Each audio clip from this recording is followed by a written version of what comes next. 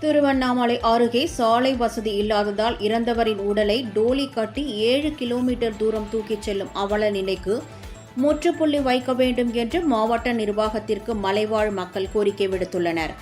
திருவண்ணாமலை மாவட்டம் செங்கத்தை அடுத்த ஜவ்வாது மலை சுற்றுப்பகுதிகளில் 272 மலை கிராமங்கள் உள்ளன.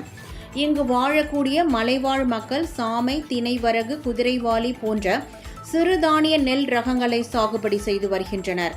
இந்நிலையில் ஜமுனா மரத்தூரை அடுத்த பால்வாரி கிராமத்தைச் சேர்ந்த ரங்கநாதன் என்பவருக்கு கடந்த 25ஆம் தேதி இரவு நெஞ்சுவலி ஏற்பட்டது.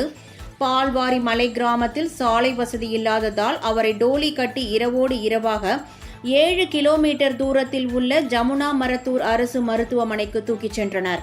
அங்கு அவரை பரிசோதித்த மருத்துவர்கள் அவரை உடனடியாக மேல் சிகிச்சைக்காக வாணியம்பாடி அரசு மருத்துவமனைக்கு அனுப்பி வைத்தனர்.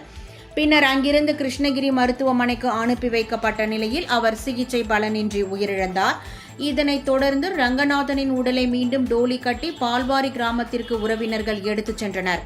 பால்வாரி கிராமத்திற்கு சாலை வசதி வேண்டி பலமுறை மனுக்கள் அளித்தும் போராட்டம் நடத்தியும் எந்தவித நடவடிக்கையும் எடுக்கப்படவில்லை என்று கூறும் மலைவாழ் மக்கள் மீண்டும் இது போன்ற உயிரிழப்புகள் ஏற்படுவதை தடுக்க மாவட்ட நிர்வாகம் உடனடியாக நடவடிக்கை எடுக்க வேண்டும் என்று கோரிக்கை விடுத்துள்ளனர்.